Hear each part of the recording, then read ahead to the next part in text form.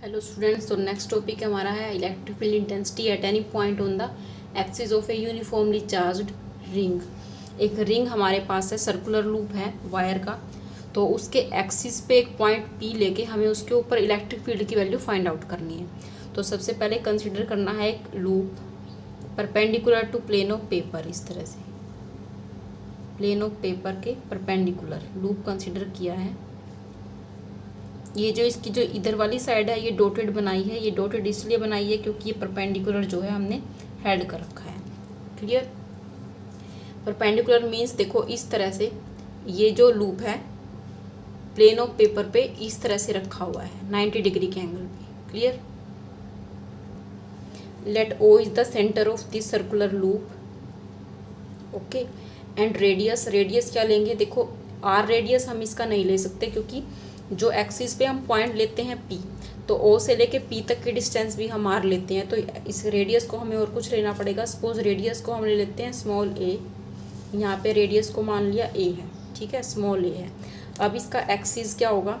इसके सेंटर से जो लाइन पास करेगी, ठीक है, ये इसका एक्सिस होगा। यहाँ पे हमें एक पॉइंट लेना है पी, इसके ऊपर हमें इलेक्ट्रिक फील्ड की वैल्यू फाइंड आउट करनी है। ठीक है, अब देखो ये जो रिंग है इसके ऊपर जो चार्ज है वो प्लस क्यू है। प्लस क्यू चार्ज इसके ऊपर जो है यूनिफॉर्मली डिस्ट्रीब्यूट है। ठीक है, अब देखो कंप्लीट लूप की वजह से इलेक्ट्रिक फील्ड हमें यहाँ पे फाइंड आउट करनी है। तो उसके लिए सबसे आसान मेथड क्या है?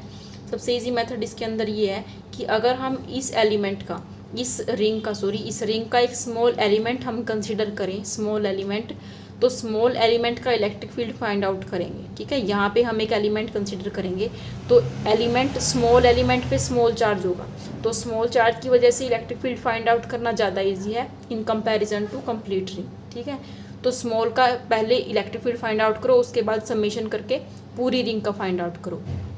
तो कंसिडर ए स्मॉल एलिमेंट, यहाँ पे हमें एक स्मॉल एलिमेंट कंसिडर करना है। ओके, इसकी हम पॉइंट इसका नाम रख देते हैं A B. A B is the small element. Clear? अब स्मॉल एलिमेंट की जो लेंथ ली है, स्मॉल एलिमेंट की लेंथ हम डी एल लेंगे। यहाँ पे ये डी एल लेंथ का हमने एक स्मॉल एलिमेंट कंसिडर किया है। तो अगर ये चार्ज जो है ये चार्ज प्लस क्यू है तो ये चार्ज क्या होगा? ये स्मॉल ही होगा ऑब्वियसली। ठीक है, यहाँ पे जो चार्ज होगा उसको भी हम स्मॉल डी क्यू मानेंगे। ठीक है, तो ये जो चार्ज होगा वो, अब यहाँ पे देखो पी पॉइंट पे क्या करना है, एक यूनिट पॉजिटिव चार्ज कंसिडर करना है। तो इलेक्ट्रिक फील्ड फाइंड आउट करने के लिए पहले इसको यहाँ से लेके यहाँ तक हमें ज्वाइन करना पड़ेगा। क्लियर? तो यहाँ पे हमें इलेक्ट्रिक फील्ड फाइंड आउट करना है तो कंसीडर एक unit positive charge at point P. ये बात आई समझ में? यूनिट पॉजिटिव चार्ज यहाँ पे कंसीडर करना है। तो यहाँ पे जो चार्ज होगा डी क्यू, ये जो डी क्यू चार्ज है वो इस यूनिट पॉजिटिव चार्ज को रिपेल करेगा। ठीक है, ये तो उसके कंपैरिजन में छोटा ही है तो रिपेल करेगा। तो जो डायरेक्शन होगी इलेक्ट्रिक फील्ड की डायरेक्शन वो हमारी किसी एंगल पे आएगी। तो ऐसे हमारी इलेक्ट्रिक फील्ड की डायरेक्शन आएगी। ओके, तो ये किस एंगल पे किसके साथ है? इस एक्सिस के साथ ये किसी एंगल पे है। तो ये जो इलेक्ट्रिक फील्ड है, स्मॉल इलेक्ट्रिक फील्ड होगा, उसको हम ई ना बोल के डी ई यहाँ पे बोलेंगे। ठीक है, D means small electric field. तो ये होगी इलेक्ट्रिक फील्ड की डायरेक्शन। अब देखो ये एंगल पे है, suppose this is the angle theta with axis ये, तो ये एंगल भी क्या होगा? थीटा होगा। क्लियर? ये बात तो आगे होगी समझ में। ये एंगल थीटा है तो ये भी एंगल क्या होगा? थीटा होगा। अब एंगल पे इलेक्ट्रिक फील्ड है तो हमें इसको दो कंपोनेंट में रिजोल्व भी करना पड़ेगा। तो फर्स्ट कंपोनेंट हो जाएगा इसका ये वाला, यानी हॉरिजॉन्टल के साथ ये थीटा एंगल पे है तो हॉरिजॉन्टल वाला कंपोनेंट हो जाएगा हमारा डी ई कोस थीटा, और इसका जो अपोजिट होगा परपेंडिकुलर हमारा हो जाएगा ये कंपोनेंट, तो ये हो जाएगा d E sine theta. Clear? ये बात आगे समझ में, ई की डायरेक्शन और ई के कंपोनेंट। ठीक है, अब उसके बाद देखो ओ से लेके पी तक की डिस्टेंस, ओ से लेके पी तक की जो डिस्टेंस है वो हम स्मॉल आर ही लेते हैं। ठीक है, हमने सभी टॉपिक्स में क्या लिया? स्मॉल आर लिया। अब देखो ये वैल्यू ओ से पी तक, ओ पी कितना है? आर। ओ से लेके यहाँ तक की वैल्यू है स्मॉल ए, तो ये वाली जो डिस्टेंस है ये फाइंड आउट करना इजी हो जाएगा। तो इसके लिए हमें एक इस पॉइंट का जो है नाम रखना पड़ेगा। सपोज इस पॉइंट का नाम हम ले लेते हैं सी पॉइंट। ओके, ये पॉइंट है सी। क्लियर। ये सी पॉइंट है, तो ओ सी की डिस्टेंस है ए और ओ पी की डिस्टेंस है आर, तो पी सी की डिस्टेंस कितनी हो जाएगी, बाय पाइथागोरस थ्योरम क्या हो जाएगी, r square plus a square. Clear. Okay, ये डायग्राम क्लियर है। अब यहाँ पे हम कंसिडर करते हैं रिंग, तो ये हमें लिखना पड़ेगा consider a uniformly charged ring.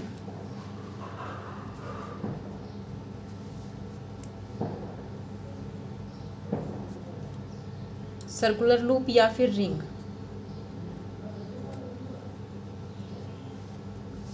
Radius कितना है इसका, a, of radius a. Clear. And centre क्या है इसका, ओ, सेंटर ओ। इसके ऊपर चार्ज कितना है टोटल, क्यू। टोटल चार्ज इसके ऊपर क्यू है। तो हमने ये जो एलिमेंट कंसिडर किया है ए बी, इसकी लेंथ क्या है डी एल, और इस डी एल लेंथ के जो एलिमेंट के ऊपर जो चार्ज होगा वो कितना होगा, डी क्यू। तो हम मान लेते हैं यहाँ पे, let d q is the small amount of charge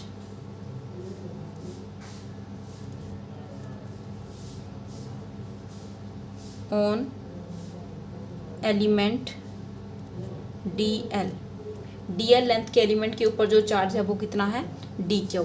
अब ये जो चार्ज है इसका जो मैग्नीट्यूड है वो हमें फाइंड आउट करना पड़ेगा। वो देखो कैसे करेंगे। अब देखो, इसे समझने के लिए पहले एक बात समझो। सपोज हमारे पास ये है 5 मीटर की रोड है, ठीक है। 5 मीटर की रोड है तो इसके ऊपर टोटल चार्ज है क्यू। अगर हमें 2 मीटर की रोड है, 2 मीटर, इसमें से जो 2 मीटर डिस्टेंस है उसके ऊपर अगर हमें चार्ज फाइंड आउट करना हो तो कितना, कैसे होगा। देखो टोटल, इसके लिए क्या करेंगे, टोटल चार्ज कितना है क्यू, ठीक है, और टोटल लेंथ कितनी है 5 मीटर। हमें निकालनी है 2 मीटर की रोड पे कितना चार्ज है, तो मल्टीप्लाई बाय 2 करना पड़ेगा, ठीक है। ये बात आई समझ में। यानी टोटल 5 मीटर की रोड पे टोटल चार्ज है क्यू, तो 2 की फाइंड आउट, 2 पे कितना होगा चार्ज, क्यू अपॉन 5 इंटू 2, यही होगा। तो इसी मेथड से हम इस रिंग एलिमेंट के ऊपर चार्ज फाइंड आउट करेंगे। देखो डी क्यू कितना हो जाएगा, d q is equal to total charge कितना है क्यू, टोटल लेंथ कितनी होगी इस रिंग की लेंथ कितनी होगी, इसका सरकमफ्रेंस कितना हो जाएगा, 2 पाई इंटू रेडियस कितना है ए, यानी सरकमफ्रेंस हो जाएगा इसका 2 पाई और ए, ये आ गई इसकी टोटल लेंथ, ठीक है। अब हमें फाइंड आउट करना है small element d l length के ऊपर चार्ज, तो डी एल से क्या करना पड़ेगा, इसको मल्टीप्लाई करना पड़ेगा। अब बताओ ये बात क्लियर हुई या नहीं, ठीक है। Total charge upon total length into small length जिसके ऊपर हमें चार्ज फाइंड आउट करना है, तो इतना चार्ज होगा डीएल लेंथ के ऊपर, ठीक है। अब फाइंड आउट करते हैं small amount of electric field. अब इस डी की डायरेक्शन क्या है, देखो पी डी के अलोंग, ये पॉइंट है डी, तो डी ई की डायरेक्शन है अलोंग पी डी। अब इसका मैग्नीट्यूड लिखो, मैग्नीट्यूड ऑफ डी ई क्या हो जाएगा, d E is equal to small electric field होगा, ठीक है, 1/4 pi epsilon not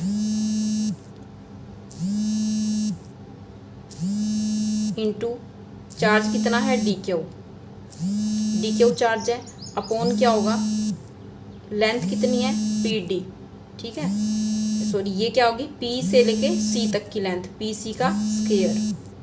now put the value of p c, तो डी ई की वैल्यू हमारे पास थी 1/4 pi epsilon naught d q upon p c square, ये थी। अब यहाँ पे हमें पी सी की वैल्यू पुट करनी है। पी सी की वैल्यू क्या थी, √r² प्लस ए स्क्वायर, ये वैल्यू थी, और इसका क्या है होल स्क्वायर है।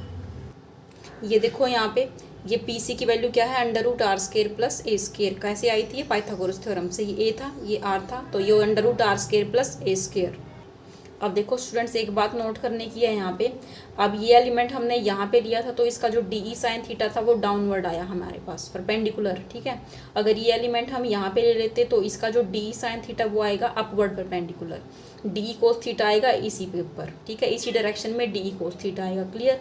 अगर हम एलिमेंट यहाँ पे ले तो उसका डी ई साइन थीटा भी परपेंडिकुलर अपवर्ड आएगा या डाउनवर्ड आएगा, और इसके अपोजिट अगर हम एक एलिमेंट यहाँ पे ले लेते तो उसका डी ई साइन थीटा वो भी परपेंडिकुलर और अपोजिट आएगा। लेकिन जो डी ई कोस थीटा है सभी एलिमेंट के लिए वो डी ई कोस थीटा इसी डायरेक्शन में आते रहेंगे, क्लियर। तो जो डी ई साइन थीटा है दो पेयर के लिए, एक यहाँ पे एलिमेंट होगा एक यहाँ पे, दोनों के लिए क्या हो जाएगा, कैंसिल आउट हो जाएगा। ऐसे ही दो पेयर यहाँ पे कंसिडर करो तो उनका डी ई साइन थीटा भी कैंसिल हो जाएगा। तो यानी कि दो अपोजिट पेयर के लिए जो डी ई साइन थीटा का कंपोनेंट है वो कैंसिल आउट होता रहेगा और जो डी ई कोस थीटा है वो ऐड हो जाएगा। तो नेट इलेक्ट्रिक फील्ड इंटेंसिटी हमारे पास हो जाएगी summation d E cos theta, और जो summation d E sine theta है वो हो जाएगा 0। ये समझ में आ गया 0 कैसे हुआ, क्योंकि सभी का जो वर्टिकली अपोजिट जो है वो एलिमेंट का डी ई साइन थीटा वो कैंसिल आउट हो जाएगा। ओके,